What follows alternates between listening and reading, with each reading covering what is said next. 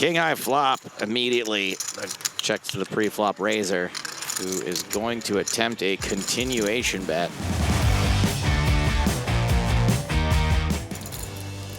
Dominic Panka on the button, pocket jacks. He should raise. I don't know if I mentioned that. He should probably raise, though. And he does raise. Makes it 80,000. Sham Srinivasan in the small blind. Folds with flair. Isaac Barron in the big blind. Has pocket kings. This is just ice cold, and look at the dynamic. Button, big blind, big stacks, big bleeping bubble. We're set for a 3-bet here. Barron re-raising to 275,000. The one thing Dominic's got going for him is position. He can just call. And he does. Opts not to go broke pre-flop, and I love it because he's 75 big blinds deep and he doesn't have to. Ace, ace 10 on the flop. Barron's got nearly the top of his range in a spot where he could be light, so this bet is probably a good one. 200,000.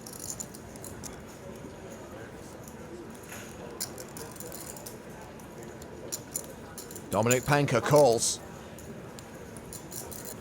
The turn card, the 3 of diamonds. 2 flush draws out there now. See if Barron slows down. Yep. He checks. Dominic's got a shot at a free card. Dominic Panka is not checking behind. He is taking over the betting. 365,000. He's got to be trying to fold out kings and queens specifically because he can't be called by worse too often.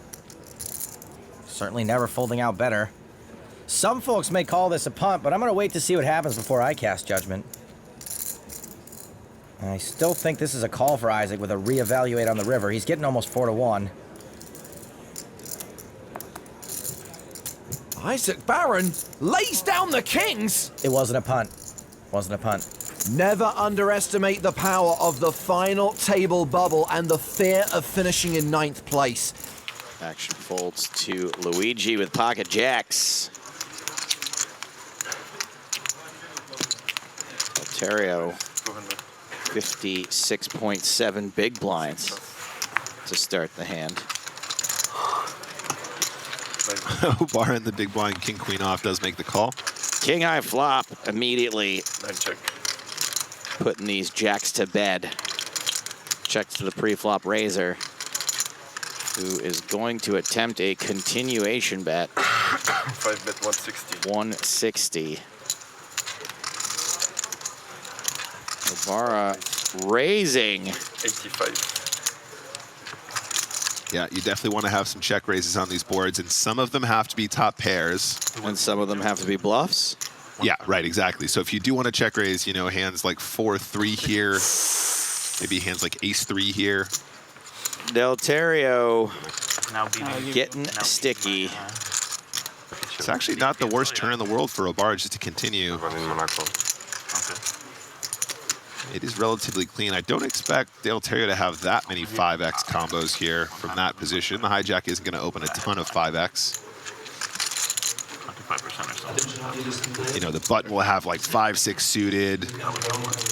It'll have like 4-5 suited. That hijack position, not nearly as much of those combos. Check, check. Oh my goodness. Yeah. Deltario spikes the boat on the river. And Obara is probably going to value bet this. Yeah, especially with the Queen of Clubs blocker. This is going to sting. Yeah, just double check that full house, buddy. I think you go really big here, Joe. You're not blocking the clubs.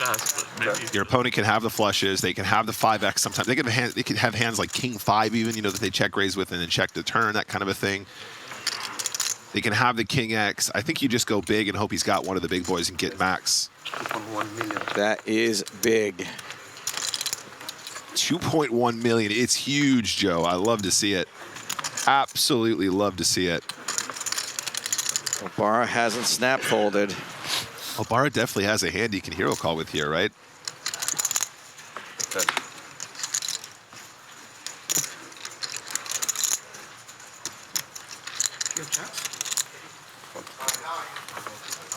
Did he say, do you have jacks? And we've got an early position raise with jacks, flattered by Chino Ream on the button with 9-8 of strawberries. So heads up to the flop, which is King Jack 9. So a set of jacks for Young Hu. Chino Ream has a pair and some backdoor possibilities. It is friendly. 3,500 apiece. Continuation bet and a call. Oh! And that is quads. Yeah, he's going to struggle to lose the pot from here, James. I'd be struggling not to overreact to quads. So there's currently 17,000 in the pot right now, 34.5K behind. So he's got about SPR2. How does he find a way to put all of the rest of the chips in the middle? Decides to continue for 8.5 on the turn. So nice and chunky. Man, I'm just impressed that you bet here.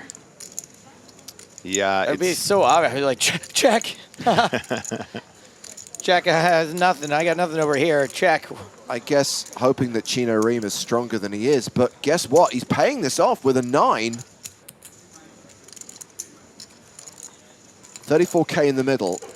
Young Hu's got 26K behind. River is the 7 of diamonds. Has not improved Chino Ream's hand, which kind of would have been ideal for Hu. Yeah, and now look at this, James. 26K behind, 34K in the middle, SPR less than 1. It's actually possible to put all the chips in for less than a pot size bet now, if he wanted to do that. Does not go for all of it. Pass. Yeah, lays it down. But nonetheless, a decent pot for Young Hu, who's now playing 60K. Joel Mika. There's 8-7 off. Looks like those chips he just won off Grinder might be burning a hole in his pocket. He will re-raise. It's a 3-bet to 16,200. His 3-bet is looser than Grinder's pants. Grinder has jacks on the button. Oh, hello. And this is a perfect hand to just calleth on the button. Strong enough to cold call and play comfortably in position, but not strong enough to 4-bet get it in for this many chips. He does call. Anyone else coming along for the ride? That'll be a no. Clyde Smith probably isn't as worried about Grinder as he is about Mika. 3-betting an under-the-gun razor is repping pretty strong. He gives up the ace-queen. He would have been out of position to both of them. So we're going heads up to the flop. And that flop is Jack 8-8, trips for Mika, a full house for Mizrachi. OMG, grossest flop ever. I haven't seen a deck this cold since EPT Hoff. Mika checks, Mizrachi checks behind. Who's trapping who here? Who's gonna slow play it the hardest? Mika now bets the turn, 25,500. He loses the game of reverse chicken. Grinder might be thinking about a raise, and this is where him barreling with complete nonsense a lot of the time is gonna get him paid like he's passing go. That is a raise. 55,500 total. Really bad spot for Mika. 55. Oh, just 55? Okay, I guess. 51 total. No, 55, right? Mika's little confusion game might sometimes work. Unfortunately, Grinder so doesn't care. Mika likely thinks Grinder's trying to rep his hand. So Mika calls, 157,000 in the middle. The river, the deuce of spades, does complete a potential flush. Mika checks. UNLV, University of Nevada, looking for value, and Grinder's going to be this year's valedictorian. 160. He overbets the pot, 160,000. What's Channing Tatum over there going to do now? I think Magic Mika called the turn pretty sure he was trapping, maybe sensing there's a chance he's behind. This is not a good river card, and Grinder just bombed it, so this is a real decision. That's 160. I think most players are going to unhappily call here. We've seen Grinder just fire and fire and fire with air or near air, and Mika knows it. So in the long run, you can't fold hands as strong against Grinder. In the short run, it's possible he makes some kind of soul read. Wants to see how much he'll be left with if he makes this call, and the answer is not much.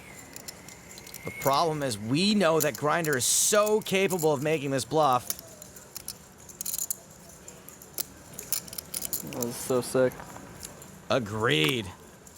Sicker than I was after the open bar at the kickoff party. It'd be absolutely amazing if he can get away from this, but I think more often than not, he's going to have to white knuckle it and just call. I can't believe I'm folding this. He lays it down! Whether you had it or didn't. You'll never believe what I folded there. I had 3-4 clubs. Burn. I had the winning hand then. Jack's full. Pocket jacks here. Let's focus up for a second. I've got a question loaded up though. Yeah, it is Dragos Trafimov who's opened here under the gun. That's Ramón. And he is called with King 10 in the big blind. And King 10-7 on the flop. He has been running like this for most of the tournament. Most of the last 4 years.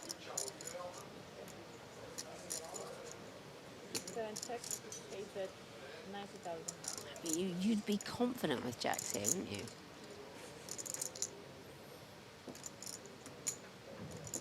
The C-bet of 90,000 is called by Ramón. Oh, jack on the turn. That's a set for Trafimov. Turns out you can be more confident. I mean, it's nice of you guys to arrange these sort of action flops for me to see during my visit. Check, check. And it is always 7. coming 7. So full house for Trafimov. 3 pair for Colillas. Both players trapping on the turn. Oh dear. I don't think Ramón is going for a check raise at this point when the board pairs, but we will see. Trafimov may not even give him the opportunity. 455,000 in the middle. Too small. Too small. Goes for 250K. No, it's too small, unless he wants him to raise. Yeah. Is it small to induce? And is Ramón going to fall into the trap? Yeah, but to induce what, though? I just don't... I mean, people aren't... Ramón moves all in. Oh, Trafimov that's not... calls it off and gets the double up. That's... Induce inducted.